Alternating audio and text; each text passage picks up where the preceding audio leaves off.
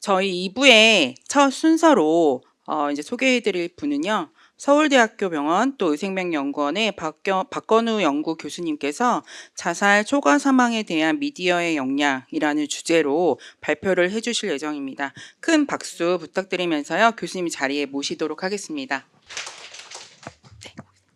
네, 안녕하세요. 소개받은 서울대학교 병원의 박건우입니다. 저는 병원에서 일하고 있는 역학자이고요. 이제 데이터를 가지고 질병 예방이나 아니면 정책 수립 같은 거에 기여를 하고 있는 그런 연구자입니다. 그래서 오늘은 이제 자살 초과 사망에 대한 미디어의 영향, 주로 대표되는 거는 베르테르 효과로 대표되는 그런 역학적인 사실들에 대해서 얘기를 하려고 하고, 그것을 바탕으로 우리가 어떻게 자살 예방 사업을 실무 차원에서 할 수 있을까를 조금 논의해 보고자 합니다. 그래서 오늘은 크게 네 가지 이론적인 배경하고, 그다음에 해외와 국내 사례에 대해서 간단하게 조금 살펴볼 예정이고요. 그 다음에 제가 이제 국제 자살 예방 협회에 속해 있는 이 아시아 태평양 지역에 속해 있는 연구자들하고 같이 분석하는 것 중에 하나가, 최근에 1월달 자살이 왜 증가했는지에 대한 거를 지금 같이 데이터도 분석을 하고 이야기를 나누고 있는데, 그거에 대한 아주 초반 연구 내용을 조금 공유 드리고자 합니다. 그 글루미 선데이라는 노래가 나오고 나서 일요일이나 아니면 월요일로 넘어가는 시점에 자살을 많이 한다는 그 사실이 일반 대중들한테도 많이 알려져 있거든요. 이게 노래뿐만이 아니고 우리가 흔히 말하는 미디어들, 지금 시점에서는 크게 두 가지로 나눌 수 있을 것 같은데, 하나는 레거시 미디어하고 다른 하나는 이제 그 SNS로 대표되는 뉴 미디어하고의 그 자살 행동의 영향이 있을 거고요. 이 모든 미디어들이 자살 행동에 미치는 영향은 크게 다음과 보시는 바와 같이 세 가지의 이론으로 설명이 될 수가 있습니다. 대중매체에서 자살 사망이나 아니면 자살 행동을 다루게 되면은 특정 시점에 자살률이 혹은 자살 시도율이 증가한다는 베르테르 효과가 하나 있을 거고요. 그다음에 미디어에서 자살 예방을 하는 것을 다루게 되면은 자살률이 감소할 수 있다는 파파게노 효과가 또 하나 있을 거고, 이제 제3자 효과라고 해서 우리가 어떻게 그 스스로를 인지하느냐에 따라 가지고 정책적인 결정이 된다는 그 이론을 가지고 우리가 자살 보도 공고 기준을 만들게 되거든요. 그래서 이 세 가지 이론을 대해서 초반부에 조금 다뤄보겠습니다.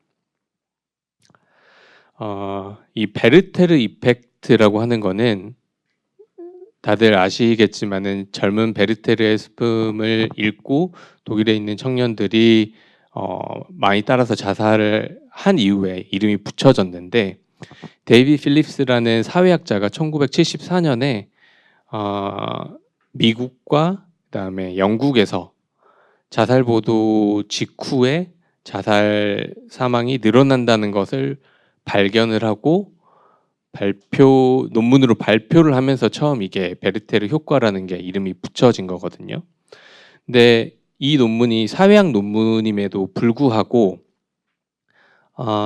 역학적으로 되게 중요한 이유는, 우리가 전통적인 고전 역학에서 고전 역학에서 인과관계 혹은 역학적인 중요성을 다룰 때 브래드포르 힐의 이 역학적 인간관계 모형을 쓰게 됩니다. 이 인과관계 모형이 나중에 우리 담배 관련 소송에서도 중요한 역할을 했거든요. 이 9가지 것들이 전부 다 증명이 돼서 담배가 폐암을 비롯한 각종 암에 영향을 미쳤고, 그렇기 때문에 그 담배 회사들이 이제 정부나 아니면은 어떤 특정 지역의 보상을 하게 되는 어떤 근거가 되는 이론이에요. 그거에 따르면은 역학적인 인과관계에 따라서 질병 혹은 위험 요인이 사망이나 장애나 질병에 영향을 미치려면 시간적 선후 관계가 있어야 되고 관련성의 강도가 높아야 되고 그것이 용량 반응 관계. 다시 말해서 노출이 많이 되면 될수록 위험도가 올라가는 그런 용량 반응 관계가 있어야 되고 결과들의 일관성이 있어야 되고 그것이 생물학적으로 충분히 증명이 돼야 되고 그다음에 다른 설명의 가능성도 의 측면에서 봤을 때 어떻게 설명이 되는지 그다음에 만약에 이거를 노출을 중단했을 때 어떤 효과가 있는지도 파악을 해야 되고 이게 그 특정 노출에 의한 것이라고 특정할 수 있는 특이성이 있어야 돼요. 그러니까 이게 어떤 다른 요인에 의해서 예를 들어 흡연에 의해서가 아니라 우리가 알고 있는 수많은 발암 물질들에 의해서 폐렴이 생겼다고 담배 회사들은 주장을 하잖아요. 그러니까 그게 아니라 담배만 피는 사람이 특이적으로 그 암 발생 위험도나 사망 위험도가 증가한다라고 말할 수 있게끔 특이성이 있어야 된다는 게 또 하나가 있고 마지막으로는 다른 지식과의 어느 정도의 일관성이 있어야 된다. 이게 총 9가지로 요약을 할 수 있는 이 역학적인 관계에 봤을 때 이 베르테르 이펙트를 처음 그 밝혔던 이 논문에 보면 일단은 시간적 선후 관계가 분명합니다. 자살 보도가 증가하고 나서 얼마 안 있다가 바로 자살 사망률이 증가를 하고요. 그다음에 이게 특이적으로 자살 보도가 다뤄지는 그 특정 지역에서만 자살률이 올라가게 됩니다. 그다음에 보도량이 많아지면 많아질수록 자살 사망률도 증가를 하게 됩니다. 그러니까 이게 시간적 선후 관계, 관련성의 강도, 용량 반응 관계, 그다음에 이 논문뿐만 아니라 지금까지 연구들에서 꾸준하게 역학적인 데이터들로 자살 보도가 늘어나면 자살 사망률이 늘어난다는 그 일관성도 가지게 되었습니다. 그거의 하나의 예시가 그 로빈 윌리엄스라는 코미디언 겸 배우를 아마 다들 아실 겁니다. 그분이 그 자살로 사망하시고 난 다음에 보시면 빨간색이 잘 보이지 않죠. 밑에 깔려 있긴 하지만 빨간색이 어, 로빈 윌리엄스를 다루는 기사의 보도량입니다. 그게 그 자살 때문에 확 올라가게 됐을 때 미국 지역에서 자살 사망률도 올라간 거를 보게 됐고 이러한 연구들은 뒤에서도 보시겠지만 수백 개 정도의 연구가 진행이 되어 왔습니다. 퍼블리시가 되지 않더라도 지역사회나 각 국가에서 다 팔로우업을 하고 데이터를 다 수집했고 그것들을 다 종합해 봤을 때 자살 보도 혹은 미디어에서 자살을 다루면 자살 사망은 증가한다는 것이 잘 알려져 있습니다. 그런데 여기 이 베르테르 효과가 조금 제한점도 있긴 있습니다. 첫 번째로는 신경생물학적인 개연성이 조금 부족합니다. 우리는 그거를 이제 영어로 biological plausibility라고 하는데 내가 자살 보도나 그 자해 사진이나 아니면은 요즘은 특히 문제가 되는 게 뒤에서 다루겠지만 OTT 이런 데서 자살 장면이 너무 많이 나오거든요. 그런데 노출이 됐을 때 나의 그 뉴런들이나 시냅스나 아니면은 뇌의 특정 부위나 아니면 뇌 전체에 어떤 영향을 주는지는 아직 측정이 제대로 되지가 않았습니다. 우리가 흔히 공포적인 거를 그 공포적인 어떤 사진이나 영상이나 이런 게 노출이 되면은 펑셔널 MRI로 찍어서 뭐 편도체나 기저액 이런 데 반응이 증가한다고 알려져 있는데 그런 형태로는 지금까지 그 측정이 한 번도 되지 않았습니다. 이 분야가. 그래서 생물학적인 개연성이 조금은 부족하다. 하지만 역학적인 관점에서 이게 왜 중요하냐면 역학의 특징이라고 하는 거는 다른 자연과학이나 기초과학하고는 조금 다르게 에비던스가 종합적인 에비던스가 생물학적인 개연성이 조금 부족하더라도 우리가 거기에 개입을 하면은 그 사망이든 그 유병률이든 발생률이든 뭐 아니면 장애가 발생하는 것들을 줄일 수 있다라는 것이 이 에피데미올로지가 가지고 있는 고유한 특성이거든요. 그러니까 우리가 그 담배 소송 관련해서 이기기 전부터 우리가 금연 사업이랄지 이런 걸 꾸준히 해왔잖아요. 그러니까 그게 딱 정답이라고 알려지지 않더라도 우리가 개입을 할 수 있기 때문에 이 베르테르 효과에서도 우리가 계속 그 자살보도 공고 기준도 만들고 미디어에서 자살을 다루는 거를 이렇게 멈춰왔던 거거든요. 그거는 역학이 태생부터 가지고 있는 특성입니다. 이제 그 다음에 하나 조금 역학적인 관점에서 이슈는 얼만큼의 그 시간적인 기간을 두고 이게 일어나는지에 대해서 정확하게 모릅니다. 왜냐하면은 자살이라는 이벤트가 매우 드물게 발생하는 거예요. 우리가 예를 들어 전국에서 그 아파서 병원에 가거나 응급실에 가거나 하는 사람들의 데이터를 모으면은 충분히 이게 설명이 되는데 자살은 1년에 자살 사망 기준으로 말씀드리면 한 13,000명 정도밖에 발생을 안 하고 자살 시도 같은 경우는 그거 한 10배 정도로 추정을 하거든요. 근데 그렇게 소규모로 질병이나 어떤 상태가 발생을 하면은 이 측정에 문제가 있습니다. 그렇게 해서 이제 예를 들어 언론 종사하자면 뭐 이 베르테르 효과라는 게 자살 보도가 확 늘어나서 뭐 어떤 사람들은 일주일 이내에 증가한다, 어떤 사람들은 한 달 이내에 증가한다라고 하면은 그거 아무런 다른 어떤 요인에 의해서 증가한 거 아닌가요? 라고 반문을 할 수가 있게 되는 겁니다. 그래서 그런 문제가 또 하나 있고 그 다음에 지금까지 연구들은 주로 레거시 미디어 그 중에서도 그 신문 기사들의 영향을 주로 살펴보는 것들이었거든요. 근데 우리가 소셜 미디어에서 이렇게 데이터가 막 쏟아져 들어오게 되면은 그거를 측정하기가 매우 어렵습니다.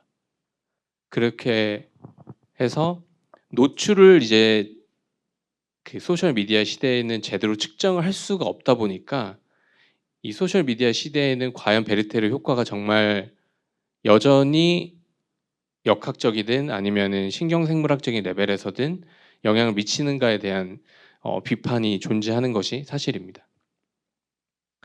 예, 다른 이론들은 이제 파파게노 효과가 있는 건데 파파게노 효과는 자살보도 공고 기준에서 그 두 가지로 나눠지거든요. 자살보도 공고 기준은 do's, 그러니까 반드시 해야 할 것, 그다음에 don't, 하지 말아야 할 것으로 나누는데 하지 말아야 할 것은 이제 베르테르 효과로 설명이 되는 거고 do's, 해야 되는 거는 파파게노 효과로 설명이 되는 겁니다.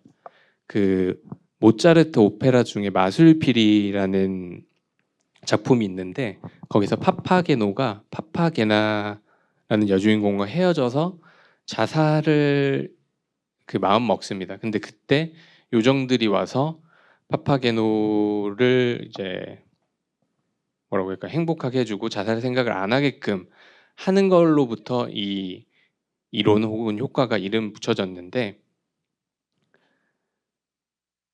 이 파파게노 효과와 관련돼서 그리고 베르테르 효과도 마찬가지고 가장 주도적으로 연구하는 그룹은 오스트리아, 유럽에 있는 오스트리아의 토마스 그룹에서 하는 거거든요.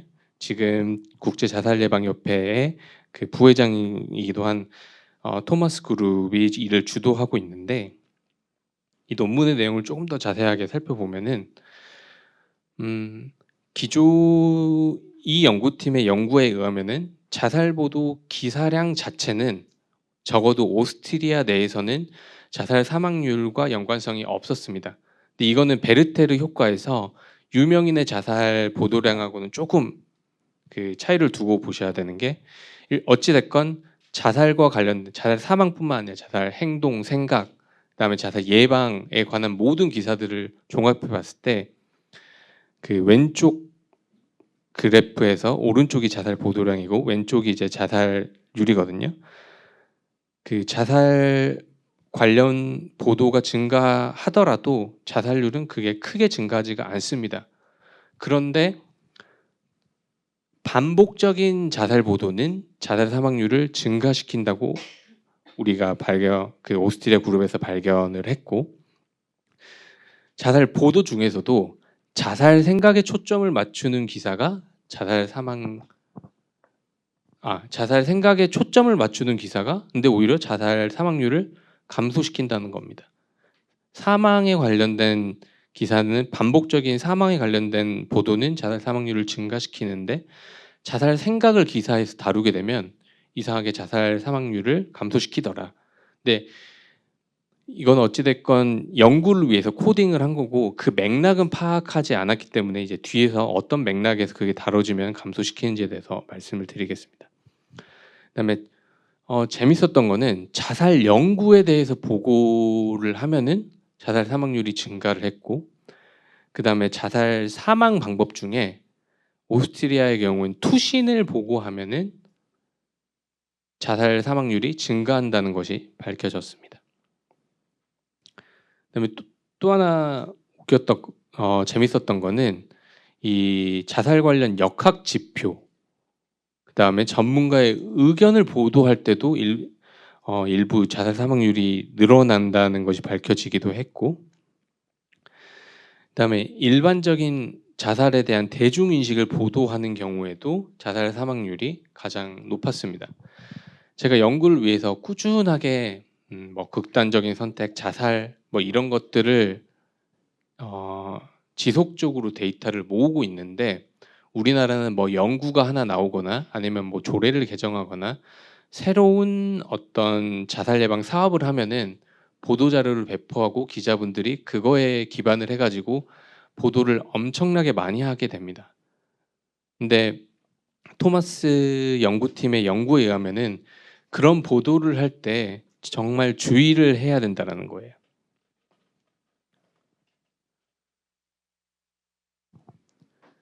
그림이 잘 보이실지 모르겠지만은 이 오른쪽 그림에서 밑에서 두 번째가 그 역학적인 사실에 대해서 보도하더라도 자살 사망률이 소폭 증가한다는 것이 그 연구 결과인데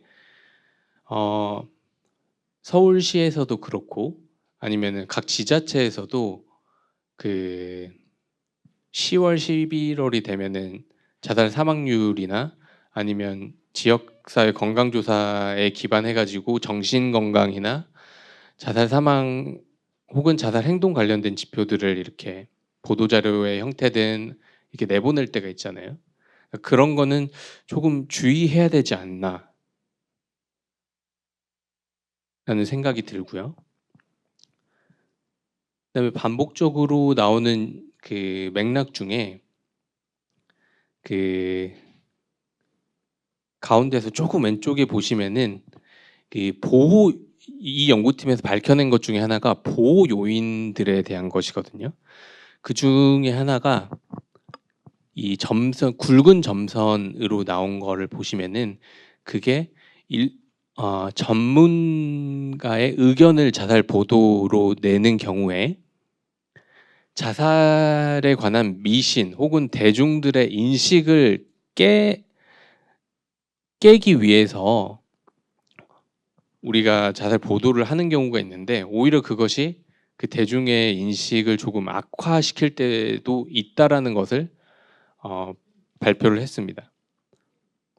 그래서 우리가 최대한 자살 보도를 할 때 공고 기준에서 최대한 담백하게 추정하지 말고 통념은 쓰지 말라고 하는 것들이 이런 연구 결과들을 통해서 나오게 된 거고요. 그리고 단순히 이런 역학적인 그 연구만 했으면은 이게 WHO의 공고 기준으로 들어가지는 않았을 겁니다. 토마스 그룹이 대단한 게 뭐냐면은 이 역학적인 근거들을 가지고 총 3개가 넘는 그 임상 시험을 했어요. 첫 번째는 그 교육적인 뉴스, 자살 예방과 관련된 교육적인 뉴스, 그 다음에 자살 인식에 대한 그 임상 시험, 그 다음에 자살 관련 위기를 겪는 사람들의 이야기를 다루는 그 정신과 입원 환자들을 대상으로 한 임상시험 이런 것들을 추가적으로 진행을 해가지고 보호적인 요인에 노출이 된 집단일수록 자살 행동에 있어서 긍정적인 효과가 있다라는 것이 밝혀졌고, 앞서 보여드렸던 역학적인 연구와 함께 이런 임상시험의 결과들이 결과적으로 자살보도 공고 기준을 만들게 되었습니다. 네, 마지막 이론으로는 이제 자살보도 공고 기준의 규제 이론의 핵심이 되는 제3자 이론입니다. 데이비슨이라는 학자가 1983년에 만들게 됐는데,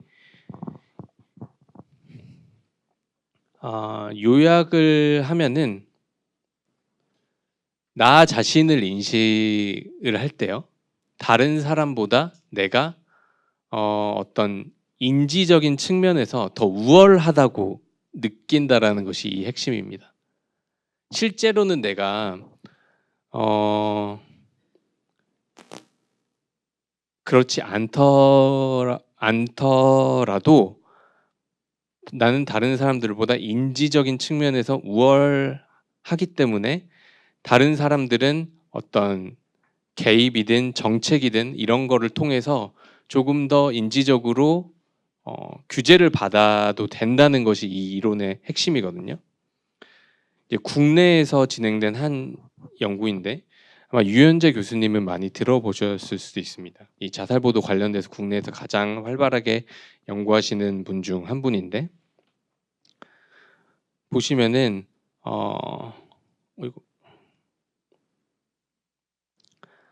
자살 보도와 관련해서 규제를 하는 측면에서 가장 효과가 높았던 측면이 인지적 관여도하고 제3자 효과의 사이를 본 겁니다. 그리고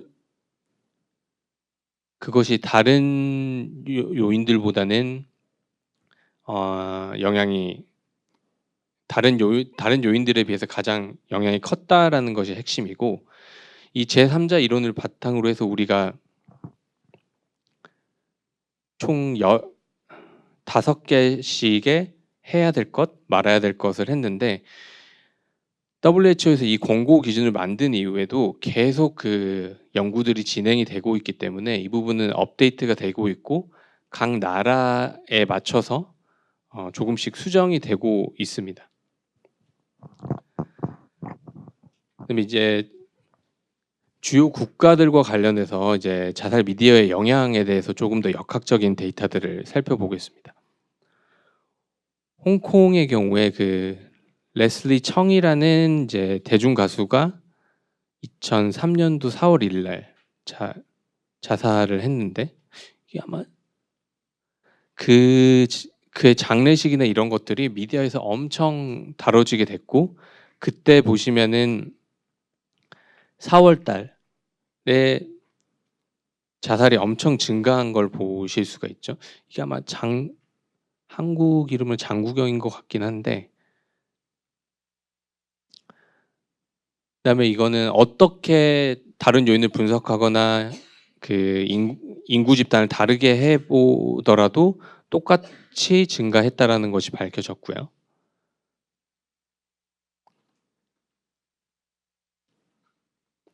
대만에서도 비슷하게 연구가 됐는데, 홍콩이나 대만 같은 경우는 인구수가 적다 보니까 최대로 그 효과를 볼 수 있는 게 한 달 정도입니다.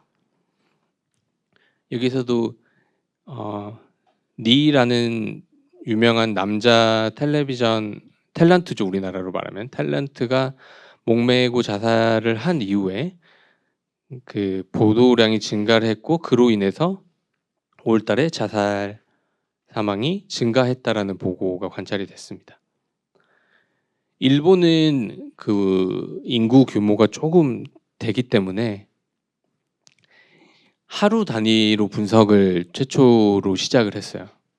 그래서 그 보도 이후에 보시면은 한 2주 안으로 자살 보도에 따른 자살 사망이 증가한 거를 볼 수가 있고요. 그 다음에 이 연구가 흥미로웠던 거는 전체 자살 사망에 대한 보도뿐만 아니라 최소 두 건 이상 발생한 자살 보도 관련돼서도 그 영향을 추적을 해봤더니 일반적인 자살 보도에 비해서 반복적으로 노출이 되는 유명인의 자살이 자살 사망의 위험을 높였다. 그 다음에 연구마다 이거는 조금 다르긴 한데 보통은 직후에 바로 증가했다가 감소할 거라고 예상을 하지만은 여기서는 한 번 어느 정도 그 영향이 증가하게 되면은 여기서는 한 2주 정도의 기간 동안 쭉 유지가 되는 결과를 발견을 했습니다.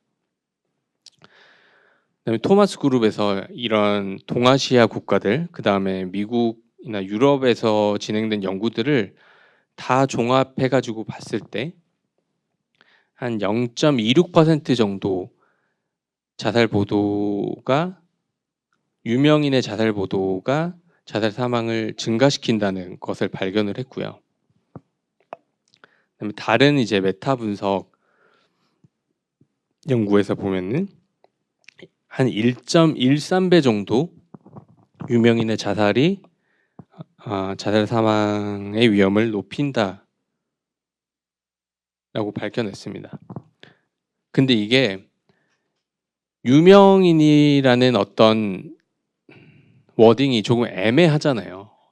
그래서 기존의 연구들 중에 정말로 해당 국가에서 영향력이 있고 유명한 사람들만 따로 떼가지고 봐서 분석을 해봤더니 아까는 1.13배였는데 1.3배 정도로 더 그 위험도가 증가하게 됐습니다.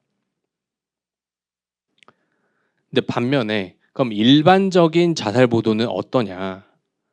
왜 우리 요즘에 문제가 되고 있는 거는 그 전세 사기나 그 뭐 코인 사기 뭐 이런 것들 때문에 자살 사망이나 자해 소동 이런 것들이 종종 보도가 되잖아요. 그런 분들을 했을 때는 어떠냐라고 분석을 해보면은 영향이 없다라고 나옵니다. 근데 우리나라처럼 그런 여기서 분석한 기사들이 반복적으로 자살 보도를 하지 않았을 거라고 추정이 되기는 합니다. 하지만은 일단 지금까지의 연구 결과를 종합하면은 일반인의 자살 사망 기사는 영향이 적을 수 있다라는 것이 토마스 그룹의 결론이었고요. 그다음에 토마스 그룹이 여기서만 멈추지 않고 뉴 미디어의 영향에 대해서도 연구를 2020년대 이후로 하기 시작합니다. 혹시 여기서 넷플릭스 시리즈 중에 루머의 루머 보신 분 계신가요 혹시? 한 분도 안 계신가요? 예, 영문 제목은 13 Reasons Why라는 넷플릭스 시리즈인데 이게 저도 보진 않았지만은 뭐 자살을 시도하는 것이 계속 그 자살을 하기 전 시점으로 돌아가던가 그래가지고 왜 자살해야 되는지에 대한 내용을 다루는 넷플릭스 시리즈라고 해요. 근데 여기서 자살 시도를 하는 어떤 구체적인 방법들이나 이런 거에 대해서 아주 디테일하게 묘사를 하고 있대요. 근데 지금 여기 그림에서 보시는 빨간색이 그 시리즈가 릴리즈된 날이거든요. 그리고 그 전까지 캐나다 온태리오 주에서 자살률의 변동을 추적을 한 다음에 그것이 시리즈 이후에 어떻게 변했을지를 예측을 한 것과 그다음에 실제 값하고 비교를 한 건데 지금 옅은 그 회색으로 보이는 범위 안에 그게 들어오면요 통계적으로 유의미하지 않은 겁니다. 근데 시리즈가 릴리즈 되고 난 직후에 보면은 한 2주에서 3주 이내에 그 95% 신뢰 구간을 벗어난 자살 사망이 관찰이 되었습니다. 캐나다 온태리오 주에 경우에는요. 그리고 이것이 다른 집단보다는 이 시리즈의 주인공이 아마 청소년인가 아주 젊은 성인일 거예요. 그래서 그 해당 연령대의 그 자살 위험도가 증가한 것이 이 연구팀에서 밝혀낸 결과이고요. 이게 캐나다뿐만 아니라 영국에서도 보면은 지금 세로로 줄이 들어가 있는 시점에 릴리즈가 돼 있는 건데 그 시점에 보면은 성별이나 연령에 따라 가지고 다 피크가 한번 탁 올라가죠. 그래서 이게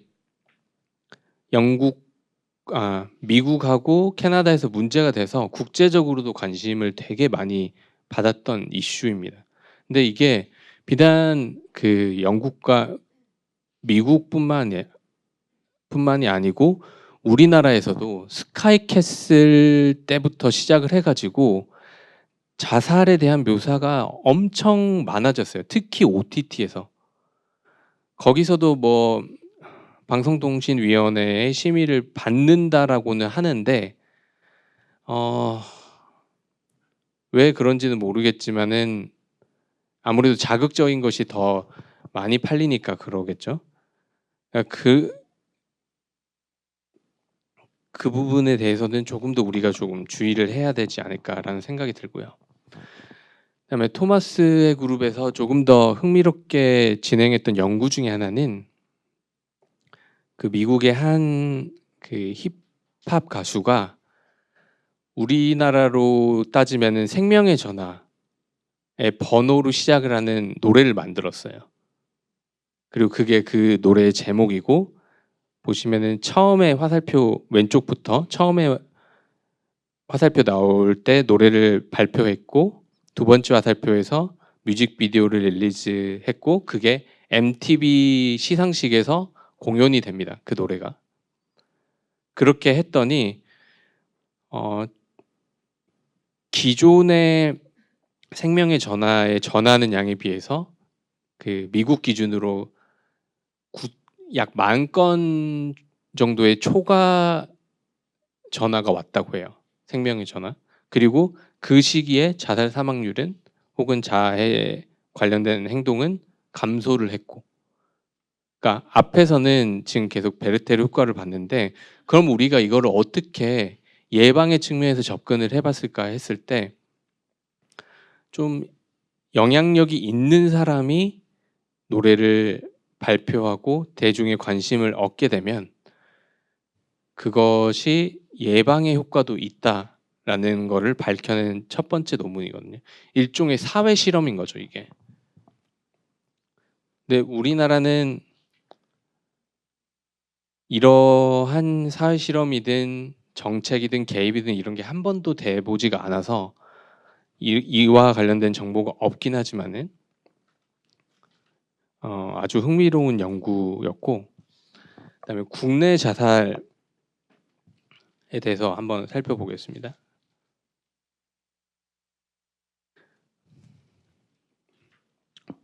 가장 대표적인 연구들만 가지고 왔는데 이제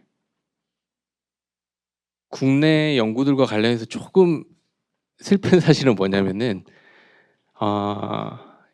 국내에서 진행된 베르테르 효과 연구들이 대부분 국내 연구자들에 의해서 진행되지는 않았습니다. 한국 연구자들을 끼고 그 앞에 홍콩이나 대만 이런 연구들을 진행했던 폴 입이나 아니면은 대만에 있는 첸 교수님 같은 분들이 주로 우리나라 연구자들과 함께 이 연구들을 진행을 했고요. 최진실 씨의 사망 같은 경우를 보면은 한 4주 동안의 효과가 있었던 것으로 나타났습니다. 그리고 그것이 최진실 씨가 사용했던 그 자살 수단과 연관이 있었고 그 흔한 상식에 최진실 씨가 어떤 가지고 있는 팬덤을 고려해 봤을 때 남성보다 여성에서 더 영향력이 있었을 거라고 했지만 물론 여성에서도 영향력이 더 크긴 했습니다. 한 2.5배 정도로 그 연령대. 하지만 남성에서도 거의 2배 가까이 위험도를 높였더라라는 것이 국내 연구진에 의해서 밝혀졌고, 사실 최진실 씨의 사망의 그 촉매제가 됐던 것이 안재환 씨의 사망이긴 한데, 대만에 있는 챙 그룹에서 국내 연구진과 함께 연구를 해봤을 때 안재환 씨의 사망 이후에 번개탄으로 인한 자살 사망이 급격하게 증가가 됐고, 그게 번개탄 자살 사망이 주요한 어떤 자살 수단 중에 하나로 자리매김하는데 영향을 미쳤다라고 하더라고요. 그리고 대만에 있는 연구자들이 이에 대해서 우리나라 연구자들보다 많이 알고 있었습니다. 제가 최근에 그 방콕에 학회를 갔다 왔더니 대만 분이 이 얘기를 하시더라고요. 그다음에 이은주 씨의 사망도 자살 사망률을 증가하는 데 영향을 미치기는 했는데, 우리가 이게 시계열 자료를 가지고 분석을 할 때 주의를 해야 되는 점 중에 하나가 뭐냐면은, 최진실 씨의 사망 같은 경우는 가을쯤에 발생을 했기 때문에 그 효과가 뚜렷하게 나타났습니다. 근데 우리나라 자살 사망의 대부분은 아니지만 한 1.5배 가까이는 봄철에 증가를 합니다. 근데 예를 들어 연예인이나 인플루언서나 뭐 유명한 사람이 봄철에 자살을 하게 되면 그게 그분들의 자살 사망의 영향인지, 아니면 봄철에 자살 사망이 늘어나는 거에 대해서 다른 요인이 영향을 미쳐가지고 자살 사망이 증가했는지를 우리가 뚜렷하게 구분을 할 수가 없게 됩니다. 그게 아까 말씀드린 그 측정과 관련된 이슈거든요. 그래서 이은주 씨의 사망 같은 경우는 그게 역학자의 관점에서는 약간 뚜렷하지가 않았다라는 것이고요. 근데 우리가 그걸 어떻게 간접적으로 확인할 수가 있냐? 자살 보도가 그 해당 유명인의 자살 수단을 반복적으로 대중에게 노출하고 그 특정 수단이 예측되는 수치에 비해서 증가를 하게 되면은 이거는 아마 카피캣 모방 자살이라고 우리가 얘기를 할 수 있겠다라고 추측을 할 뿐입니다. 그다음에 2000년대 후반에 있는 유명한 사람들의 연구들을 종합을 해봐도 이 사람들의 자살 보도가 우리나라의 카피캣 수어사이드를 다음과 같이 증가시켰다라는 것을 확인을 할 수가 있고요. 그 이름에서도 알 수 있겠지만 역시나 우리나라 연구진이 아닌 중국하고 대만 연구진이 진행을 한 겁니다.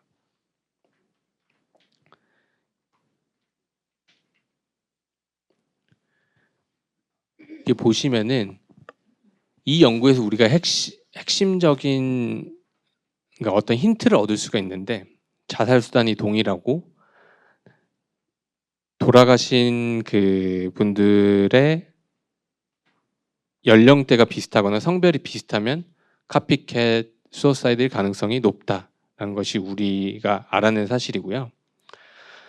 시간이 거의 다 돼가지고 우리가 최근에 1월 자살이 급증했다는 보도가 있었잖아요.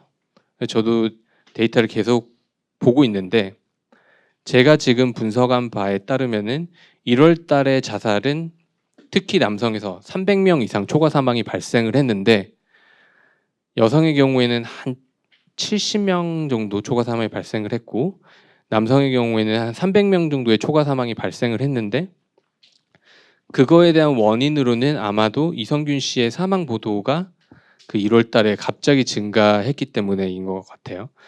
왜 그러냐면은 이거는 남성에서의 이성균 보도 검색량이고, 이거는 여성에서의 검색 보도입니다. 그러니까 남성들이 훨씬 더 이성균 씨 사망에 노출이 많이 됐고, 그다음에 이성균 씨하고 남성들이 가진 어떤 유대 관계가 여성들보다는 조금 더 깊었을 것으로 예상이 돼요. 그로 인해서 정신적인 충격을 받았을 거고 그렇기 때문에 한 300명 정도의 초과 사망이 발생했을 수도 있다. 근데 이거는 조금 더 저희가 데이터를 분석을 해봐야 되긴 하지만은 그렇게 유추를 하고 있고 지금 번개탄으로 인한 자살 사망의 증가 추이는 우리가 모르기 때문에 그 부분을 조금 더 추가 분석을 해봐야지 아까 말씀드린 것처럼 그게 과연 이성규 씨 사망 보도로 인해 가지고 카피캣 수어사이드가 늘어났는지 확인을 할 수 있는 근거 마련이 될 수 있겠다라는 거고요. 시간이 돼서 일단은 질문을 제가 받아보고 그다음에 혹시 더 추가 설명이 필요하면은 말씀을 드리겠습니다. 혹시 질문 있으신가요? 네.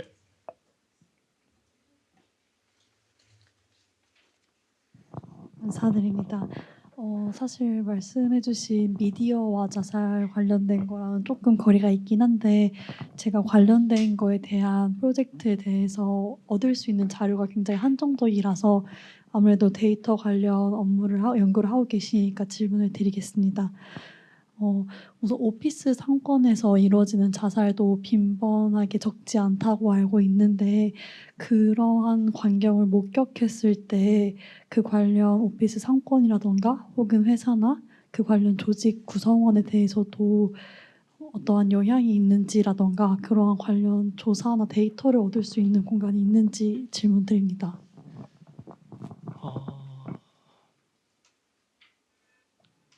사실 없는 것 같긴 합니다. 근데 가장 근접하게 얻을 수 있는 거는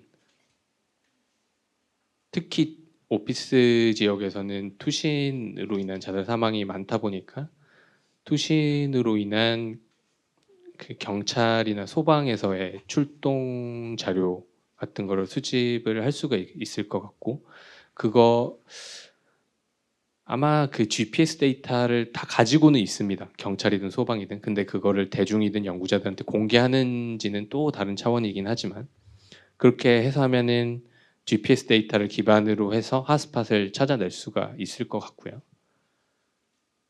근데 최근에 개인정보법 개정 때문에 아마 쉽지는 않을 것으로 예상이 되긴 합니다. 두 번째로 오피스 지역에서 영향을 받은 사람들에 대한 데이터는 더더욱이 없습니다. 외국 같은 경우는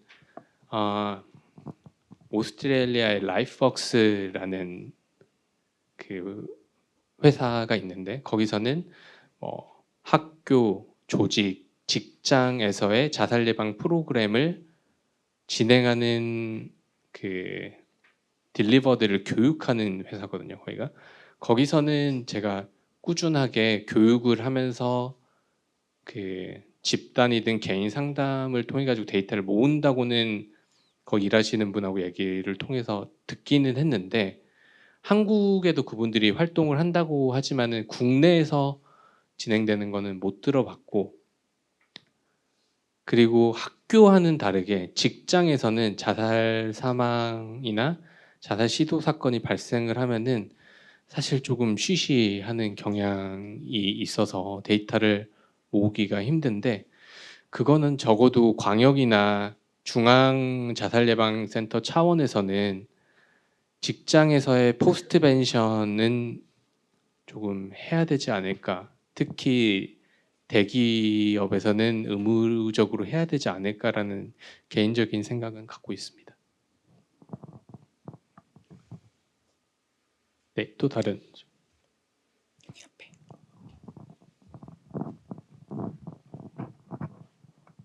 예, 감사합니다. 저는 궁금한 게 지난번에 다른 토론회 자리에서 이제 나왔던 얘기 중에 좀 선생님한테 여쭤보고 싶은 게 있었는데 이제 저희가 자살 예방에 관련된 프로그램이나 이런 거를 홍보를 할 때 네. 공익적인 목적에서 홍보를 할 때에 자살이라는 단어를 쓰는 것도 네. 이게 인식을 좀 바꿔서 공익적인 목적에서는 좀 써도 되지 않느냐라는 얘기가 한번 나왔었어요. 그거를 쓰는 거에 대해서도 선생님은 부정적으로 생각하시는지에 대해서 좀 여쭤보고 싶고요. 그거에다가 추가로 해서 이런 예방 프로그램 이제 정말 내가 어려워서 자살 시도하기 전에 좀 도움을 받을 수 있는 곳을 찾으려고 하셔도 이게 많은 프로그램들이 있음에도 불구하고 홍보가 제대로 되질 않아서 그 사람들이 찾지 못하고 결국에는 극단적인 선택에 가는 경우도 있는데 이런 프로그램을 홍보하는 데 있어서도 그걸 이런 자살이라는 단어를 사용하는 거에 대해서 부정적이신지 좀 여쭤보고 싶습니다. 매우 좋은 질문입니다. 그러니까 왜 전문가들 사이에서도 그 컨센서스 합의가 안 이루어지냐면은 아까 말씀드린 생물학적인 어떤 근거가 전혀 없기 때문이에요. 그러니까 우리가 자살이라는 단어를 딱 들었을 때 어떤 뇌에서 반응하는 거나 아니면은 그 혈압이나 뭐 심박수나 이런 게 변하는 거에 대한 정보가 있으면은 사실 쓸지 말지를 결정을 할 수가 있을 것 같습니다.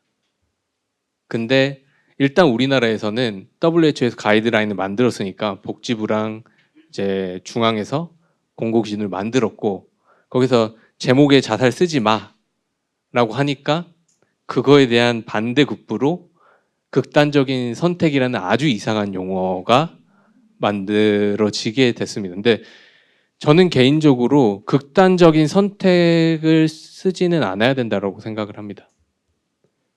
대신에 자살 사망 보도와 관련돼서는 아주 담백하게 그냥 사망이라고 써야 될 것 같고 선생님이 말씀 주시는 내용이라고 하면은 저는 자살 예방 혹은 자살을 어떻게 막을 수 있는 방법에 대한 홍보 이런 거에 대해서는 저는 자살이란 단어를 쓰는 거에 대해서 찬성입니다. 왜냐하면은 인식이라는 것이 피한다고 안 이루어지는 거는 아니거든요. 솔직히 여기서 극단적인 선택이 자살이 아니라고 생각을 하시는 분이 없지는 않습니까? 근데 오히려 자살을 극단적인 선택이라고 바꿔서 써버리게 되면은 자살은 내가 극단적인 상황에서 선택을 할 수 있는 옵션이구나 라고 생각을 해버린다는 거예요. 오히려 자살을 예방하고자 단어 선택을 바꿨는데 그게 오히려 자살에 대한 인지나 인식을 안 좋게 만들어 버린 거죠. 그리고 자살을 자살이라고 못하는 것 자체가 그 퍼블릭 어웨어니스 혹은 스티그마가 매우 안 좋다라는 거거든요. 그냥 툭 까놓고 자살 생각이 드시면 일로 연락을 주세요라고 조금 더 크고 명확하게 지금 상황에서는 권고 기준에 따라 가지고 맨 마지막에 그냥 조금 배치하고 말잖아요. 그게 아니라 저는 제가 지금 하고 있는 이런 미디어 관련 연구들을 통해서 최종적으로 도입을 하고 싶은 목표는 뭐냐면 첫 번째는 포털 사이트에서 자살 보도를 권고 기준을 지키지 않으면 노출이 안 되게끔 하는 거와 관련된 법 개정. 그 다음에 권고 기준을 지킨 자살 보도라고 하더라도 기사를 클릭하면은 처음에 무조건 도움을 받을 수 있는 IP 기반으로 해서 서울시, 그 다음에 특정 지역, 그 다음에 중앙 관련된 기관들의 번호를 무조건 적어도 30초 이내로 노출을 하는 것 등과 관련된 정책 변화 이런 거를 위해서 연구를 하려고 노력을 하고 있습니다. 네, 또 다른 질문 있으실까요? 네.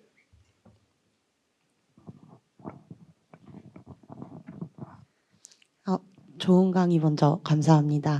제가 5, 6년 전쯤에 그 설리 씨와 구라 씨 자살하고 나서 이런 심포지엄이 한번 열렸어서 참여한 적이 있었는데요.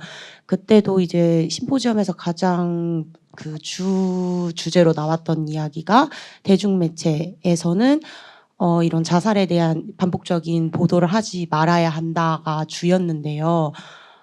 지금 한 5, 6년 정도가 지난 이 시점에서 제가 다시 이러한 심포지엄에 참여했을 때 관련된 뭐 이제 자료들이나 이런 연구들은 많이 되어져 있는 것 같다고 느끼지만 실제로 대중매체나 이런 곳에서 보여지는 건 피부로 느꼈을 때 나아진 게 크게 없는 것 같다고 저는 느껴졌습니다.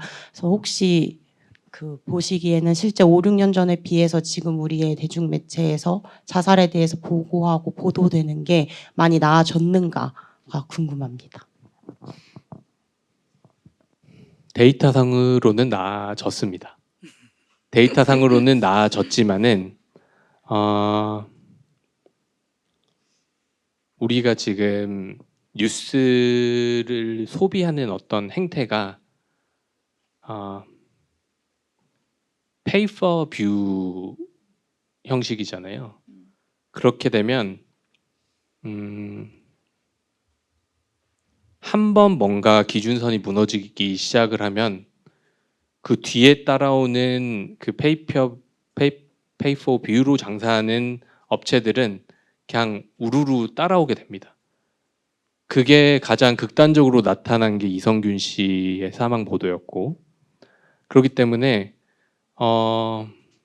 이 미디어 연구하시는 분들이 보기에는 줄어들었다라고 연구 결과들이 나오긴 하지만은 잘 모르겠습니다, 사실. 실제로 줄었는지는. 왜냐하면 하루에 쏟아지는 기사량이 엄청 많고, 그리고 이걸 실시간으로 그 데이터를 모집을 하는 그 방법이 아직까지는 없습니다. 그리고 중앙에서도 그렇고 광역에서도 그렇고 이거를 그 서베일런스 하는 사람 인력이 매우 적거든요. 그렇기 때문에 조금 힘들 것 같긴 한데 그게 우리나라만의 문제는 아닙니다, 사실. 근데 인도에서도 저번 학회에서 보니까 관련 연구를 진행을 하셨던데 거기서는 뭔가 인도 하니까 막 엔지니어들이 프로그램을 만들어가지고 타닥타닥 할 것 같잖아요. 어떻게 했냐고 했더니 고등학생, 대학생, 인턴들 300명인가 데려다 일일이 다 손으로 자살보도 공고기준 지켰는지를 코딩을 하게 했다고 하더라고요. 그래서 아마 제가 가지고 있는 그 연구 부분에 대해 숙제도 그거를 자동화하고 하는 거에 대해서 이제 라지 랭귀지 모델하고 자동화 프로그램을 사용하는 것을 고려를 하고 있기는 합니다. 네, 저희가 현장 질문도 있는데 온라인 질문에 네. 올라온 게 하나 있어서 말씀 좀 드릴게요. 요즘 AI 전화가 자살 예방에도 도입이 점차 되고 있는 것 같은데요. AI와 같이 기술이 데이터를 추적하고 기록하여 자살 예방을 하는 것에 대해서 어떻게 생각하시는지 의견이 궁금합니다. 이제 예를 들어서 네이버의 케어콜 같은 안부 전화를 통해서 미리 조기 발견할 수 있다고 하는데요. 실제 이러한 기술들이 조기 발견과 예방을 도울 수 있는지 궁금하다고 질문을 주셨습니다. 도움이 되기 때문에 저도 그런 방향으로 연구를 진행을 하려고 하는 건데 이제 AI 관련해서의 핵심은 결국에 얼마나 많은 양의 데이터를 학습하는가거든요. 근데 그 학습을 위해서는 가장 좋은 건 이제 생명의 전화 받은 내용을 다 스크립트화하고 그거를 챗 GPT나 아니면 다른 형태의 LMM 거대 랭귀지 모델에 언어 모델에 집어넣어서 자동적으로 챗봇이 이 사람의 자살 위험성을 평가하고 그다음에 개입을 할 수 있게끔 하는 것까지 발전이 기술적으로는 될 수가 있습니다. 근데 실제 저희가 연구하는 입장에서는 사람들이 우리 이런 연구 해보려고 하면은 해보려고 해요라고 하면 기겁을 합니다. 그 개인정보 보호에 접촉되는 거 아니야. 갈수록 이게 자료를 얻기 힘든 환경에서는 지금의 기술 수준이나 아니면은 다른 분야에서 뭐 노인 돌봄이나 이런 데서 진행된 것들을 보면 충분히 될 수 있고 효과도 일부 있다고 밝혀졌지만 실제는 어려울 수도 있다는 게 답변이 될 수 있을 것 같습니다. 네, 저희 질문 마무리를 해도 될까요? 혹시 더 질문이 있으신 분? 네. 네. 저희 그 좋은 강의 해주신 박건우 교수님께 박수 부탁드리고요. 네, 감사합니다. 네, 저희가 미디어와 또 자살 감소 또 증가에 영향을 미치는 건 알고 있지만 아마 역학적 인간관계에 대해서 이렇게 자세하게 들어본 것은 저는 처음이었던 것 같습니다.